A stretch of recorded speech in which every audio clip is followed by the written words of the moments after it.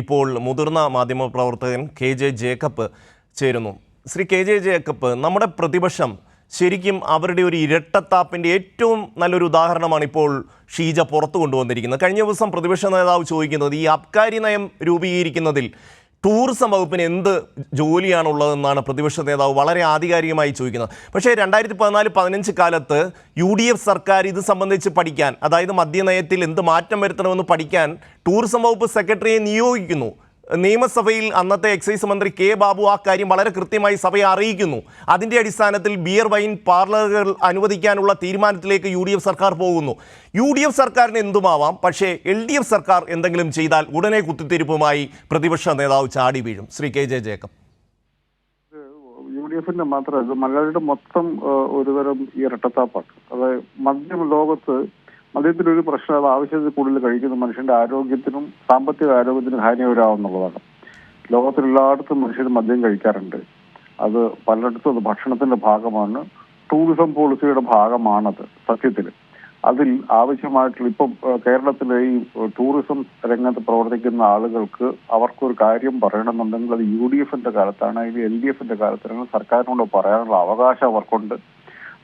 അത് കേൾക്കാനുള്ള ഉത്തരവാദിത്വം സർക്കാരിനുണ്ട്. എന്ത് പോളിസിയാണ് വേണ്ടത് എന്ന് സർക്കാർ തീരുമാനിക്കണം, അത് വേറെ വിഷയമാണ്. പക്ഷെ അത് പറയാനുള്ള അവകാശമുണ്ട്. സർക്കാർ ഇതിനെക്കുറിച്ച് ചർച്ച നടത്തേണ്ടതുണ്ട്. ലോകത്തിൽ ഒരിടത്തും ഇല്ലാത്തതുപോലെ 1-ാം തീയതി ഒരു ഡ്രൈ ഡേ എന്ന് പറയുന്നത്, ഇതിന്റെ കേട്ടാ തോന്നുന്ന ലോകത്തിലെ കേരളത്തിലെ എല്ലാ മനുഷ്യർക്കും ശമ്പളം കിട്ടുന്ന 1-ാം തീയതിയാണെന്ന്. ഇത്തരം മണ്ടത്തരങ്ങൾ എടുത്ത് കൊട്ടയ്ക്കകത്ത് ഇടുക എന്നുള്ളതാണ്. ഇതിന്റെ പുറത്ത് ചർച്ചയ്ക്ക് വേണ്ടി പോലും സർക്കാർ പോകരുതെന്നുള്ളതാണ്. ഇതിനെക്കുറിച്ചൊരു ഇത്തരം ഹിപ്പോക്രസി, ഇത്തരം ഇരട്ടത്താപ്പിന് നിന്നു കൊടുക്കരുത്. ഇത് നമ്മുടെ നാട്ടിലെ ടൂറിസം വ്യവസായത്തിന് ഗുണകരമാണ് എങ്കിൽ ഇത് കഴിക്കാൻ വേണ്ടി ഡോക്ടർ തോമസ് ഐസക് കഴിഞ്ഞ ദിവസം പറഞ്ഞു, എന്തുകൊണ്ട് സർക്കാരിന് വലിയ നേട്ടമൊന്നും കിട്ടാൻ വേണ്ടി പോകുന്നില്ല, സർക്കാരിന് വരുമാനം കൂടാനും പോകുന്നില്ല. പക്ഷേ നമ്മുടെ നാട്ടിലെ ടൂറിസം മേഖലയിൽ ഉണ്ടാകുന്ന ഒരു അനാവശ്യമായിട്ടൊരു നിയന്ത്രണം അത് എടുത്തു കളയുന്നതിനെ കുറിച്ച് ഇതിന് മാത്രം വലിയ ചർച്ചയുടെ ആവശ്യം അതെടുത്ത് കൊട്ടയ്ക്കത്തിലാണ് ചെയ്യേണ്ടത്. ഇതിൻ്റെ അകത്ത് പിന്നെ ഇപ്പോൾ നടന്നുകൊണ്ടിരിക്കുന്ന അനാവശ്യമായിട്ടുള്ള വാദപ്രതിവാദങ്ങളും ഇല്ലാത്ത ഒരു കേസ്, സർക്കാർ ആലോചിക്കാത്ത ഒരു കാര്യത്തെക്കുറിച്ച് അതിൽ അഴിമതി ഉണ്ടെന്ന് പറഞ്ഞ് വരുത്താൻ വേണ്ടിയിട്ടുള്ള ഒരു വലിയ ശ്രമം നടത്തിക്കൊണ്ടിരിക്കുന്നത് മാത്രമേ ഉള്ളൂ. അതിൽ കൂടുതൽ ഒരു പ്രാധാന്യവും കേരളത്തിൽ ഒരു മനുഷ്യർക്ക് ഇതിൽ കൊടുക്കരുതെന്നുള്ളതാണ് എനിക്ക് പറയാനുള്ളത്. തെരഞ്ഞെടുക്കപ്പെട്ട സർക്കാരുകൾക്ക് പോളിസികൾ ഉണ്ടാക്കാനുള്ള അവകാശമുണ്ട്. അതിനുവേണ്ടി അവർ ചർച്ചകൾ നടത്തും. അതിൻ്റെ അകത്ത് അഴിമതി ഉണ്ടോ എന്നുള്ളത് മാത്രമേ നോക്കാനുള്ളൂ. ഇതിൻ്റെ അകത്ത് എക്സൈസ് മന്ത്രിക്കോ എക്സൈസ് മന്ത്രിയുടെ പാർട്ടിയോ ബന്ധപ്പെട്ട ആർക്കെങ്കിലുമോ പണം കൊടുത്തു എന്നൊരു ആരോപണം ഉണ്ടെങ്കിൽ അത് വളരെ സീരിയസ് ആണ്. അതല്ലാതെ നടക്കുന്ന മുഴുവൻ കാര്യങ്ങളും അസംബന്ധം പറഞ്ഞുകൊണ്ട് നടക്കുന്നത് മാത്രമേ ഞാൻ കണക്കാക്കൂ. ശ്രീ KJ ജേക്കബ്, ഇപ്പോൾ ഒരു മാധ്യമ പ്രവർത്തകൻ എന്ന നിലയിൽ താങ്കൾക്ക് അത് അങ്ങനെ പറയാനുള്ള സാഹചര്യമുണ്ട്. പക്ഷെ ഒരു രാഷ്ട്രീയ പ്രവർത്തകന് ഈ ഒരു വിഷയത്തിൽ, അതിപ്പോൾ ഏത് രാഷ്ട്രീയമാണെങ്കിലും പ്രത്യേകിച്ചും ഇടതുപക്ഷ രാഷ്ട്രീയമാവുമ്പോൾ സ്വാഭാവികമായും ഒരു അഴിമതി ആരോപണം ഉയർന്നു വന്നു കഴിഞ്ഞാൽ പിന്നീട് അതുമായി ബന്ധപ്പെട്ട് മുന്നോട്ട് പോകാൻ ഇടതുപക്ഷ സർക്കാർ അല്ലെങ്കിൽ ഇടതുപക്ഷ നേതൃത്വം തയ്യാറാവില്ല എന്നുള്ള ഒരു രീതിയാണ് നമ്മൾ കാണുന്നത്. അതായത് സ്വാഭാവികമായി എന്തിനാക്ഷേപം പിടിച്ചു വെച്ചുകൊണ്ട് ഈ ഒരു തീരുമാനത്തിലേക്ക് പോകണം എന്നുള്ള ഒരു മാനസികാവസ്ഥയിലേക്ക് ഇടതുപക്ഷം എത്തും.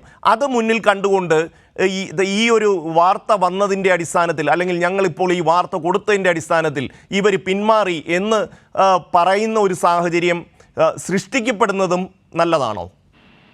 ഇതിനെവിടെയാണ് അഴിമതി ആരോപണം? ഞാൻ ആദ്യത്തെ ദിവസം ചോദിക്കുന്നതാണ്, എവിടെയാണ് അഴിമതി ആരോപണം?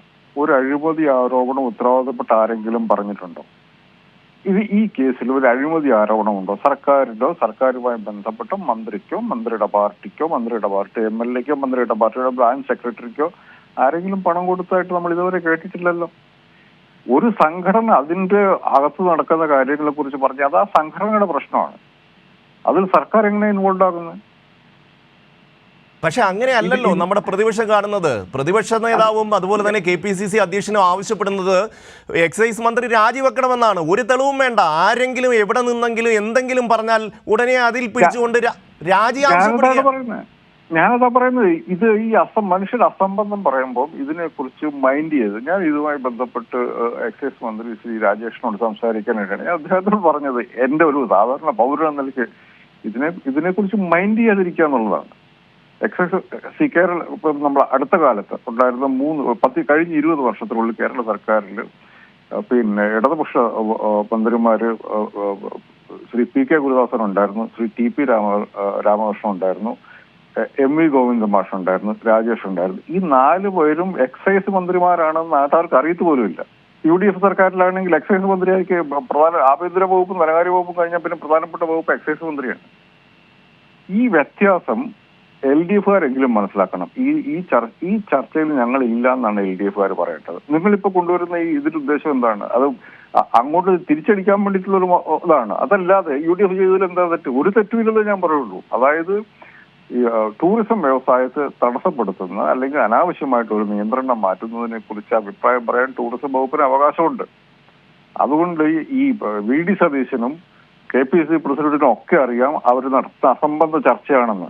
അവര് പോലും അതിന് വലിയ പ്രാധാന്യം കൊടുക്കുന്നുണ്ടായാലേ ഒരു വിഷയം വന്നു കഴിഞ്ഞാൽ പ്രതിപക്ഷത്തിൽ പ്രതികരിക്കണമല്ലോ. അഴിമതി ആരോപണം എന്ന് പറയണം, ബാറ് കോഴ എന്ന് പറയണം. ആദ്യത്തെ ബാറ് കോഴ കേസ് എന്താണ്? KM മാണിക്ക് പണം കൊടുത്തു എന്നൊരാൾ പറഞ്ഞതാണ്. ഇത് രാജേഷിന് പണം കൊടുത്തു എന്നൊരാൾ പറഞ്ഞിട്ടുണ്ടെങ്കിൽ നമ്മൾ വിഷയം ഇതവിടെയല്ല. അത് വളരെ ഗൗരവമുള്ള വിഷയമാണ്. രാജേഷിന് പണം കൊടുത്തു എന്നൊരാൾ പറഞ്ഞാൽ അങ്ങനെ ഒരു ആരോപണം വരട്ടെന്നേ. അങ്ങനെ ഒരു ആരോപണം പോലും വരാതെ ഇതിങ്ങനെ ഈ മണലും കൊണ്ട് കയറി വിരിക്കുന്ന പരിപാടിയാണ്. ഇതിന് നിന്നു കൊടുക്കരുത് എന്നുള്ളതാണ് ഞാൻ പറയുക. ഇതിന് സർക്കാർ നിന്നു കൊടുക്കരുത്, ഉത്തരവാദിത്തപ്പെട്ട മാധ്യമങ്ങൾ പോലും നിന്നു കൊടുക്കരുത്. ആരെങ്കിലും ഒരാൾ ഉത്തരവാദിത്തോടു കൂടി പറയണം, ഞാൻ മന്ത്രിക്ക് പണം കൊടുത്തു, അല്ലെങ്കിൽ മന്ത്രിക്ക് കൊടുക്കാൻ വേണ്ടി ഞങ്ങൾ പണം വെച്ചു. ഒരു സംഘടന പറയട്ടെ, ഉത്തരവാദിത്തോടുകൂടി പറയട്ടെ, പ്രതിപക്ഷം പറയട്ടെ, ആരെങ്കിലും ഉത്തരവാദിത്തോടുകൂടി ഒരു ആരോപണം പറയട്ടെ. അതില്ലാതെ ഈ എയറിൽ നിന്നുകൊണ്ട് അസംബന്ധം പറഞ്ഞുകൊണ്ട് നടക്കാന്ന് പറഞ്ഞിട്ടുണ്ടെങ്കിൽ കേരളത്തിലെ മാധ്യമങ്ങളും സർക്കാരും ഒക്കെ ഇത് അവഗണിക്കണമെന്നേ ഞാൻ പറയുള്ളൂ. ഞാൻ ഇതുമായിട്ട് ബന്ധപ്പെട്ട പത്രവാർത്തകൾ പ്രാക്ടിക്കലി ഏതായാലും നിന്നല്ലോ.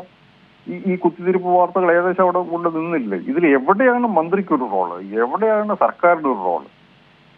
ഒരാൾ പറയട്ടെ. ഞാനിപ്പോഴും പറഞ്ഞു, കഴിഞ്ഞ ദിവസം കേരള ചർച്ചയിൽ ഞാൻ പറഞ്ഞു, ഒരു MLA ഉത്തരവാദിത്തോടുകൂടി പറയട്ടെ, ഇതിൽ മന്ത്രിക്ക് പങ്കുണ്ട്, മന്ത്രി പണം വാങ്ങിയിട്ടുണ്ട് എന്ന് ഒരാൾ പറയട്ടെ. ശ്രീ ജേക്കബ്, ഈ അഴിമതി മാത്രമല്ല, ഇതിൻ്റെ അകത്തൊരു വല്ലാത്ത വൃത്തികെട്ട സാമാന്യവൽക്കരണം കൂടിയുണ്ട്. ഈ നോട്ടെണ്ണൽ യന്ത്രവുമായി യൂത്ത് കോൺഗ്രസ് സമരം നടത്തുകയാണ്. ഒന്ന് ആലോചിച്ച് നോക്കിയേ, കഴിഞ്ഞ ആ ഒരു അഴിമതി ആരോപണവും ഇപ്പോഴത്തെ വിഷയവും ഏതാണ്ട് ഒരുപോലെയാണെന്ന് വരുത്തി തീർക്കാനാണ് ഈ പറയുന്ന പ്രതിപക്ഷവും ഒപ്പം തന്നെ ചില മാധ്യമങ്ങളും വല്ലാതെ പരിശ്രമിക്കുന്നത്. ആയിക്കോട്ടെന്ന്.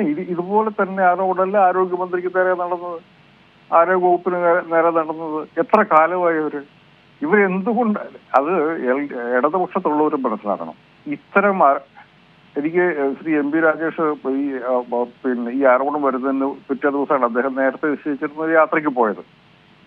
അതേ ഇതിനൊക്കെ മറുപടി ഉള്ളൂ. അവനവന്റെ പണിയുമായിട്ട് മുമ്പോട്ട് പോവുക. ഇടതുപക്ഷ ജനാധിപത്യ മുന്നണി സർക്കാർ തെറ്റുകൾ വരുത്തുന്നുണ്ടെങ്കിൽ അതിനെക്കുറിച്ച് മാധ്യമങ്ങൾ പറയുന്നത് മാത്രം കേൾക്കുക.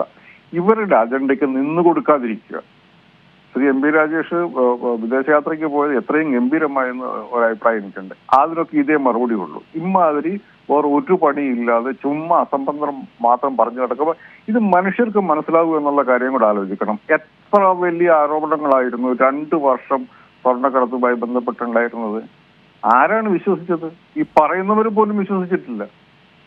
അപ്പൊ പിന്നെ ഇതിങ്ങനെ ചർവിതം ഒരു സെൻസിബിൾ ആയിട്ടുള്ള ഏകദേശം 100% സാക്ഷരത ഉള്ള ഒരു സമൂഹത്തോട് ചെയ്യുന്ന ക്രൂരതയാണ് ഇത്തരം അസംബന്ധങ്ങൾ രാവിലെ തൊട്ട് വൈകുന്നേരം വരെ ചർച്ച ചെയ്യുക എന്നുള്ളത്. പ്രധാനപ്പെട്ട കാര്യങ്ങളുണ്ട്. ഇന്നലെ ഒറ്റ മഴയ്ക്ക് എറണാകുളം തിരുവനന്തപുരം കുളമായി. എങ്ങനെ അത് മെച്ചപ്പെടുത്താം എന്നുള്ളതിനെ കുറിച്ച് ആലോചിക്കണം. തിരുവനന്തപുരത്തെ റോഡുകളെ കുറിച്ച് പലരും കംപ്ലൈന്റ് ചെയ്യുന്നു.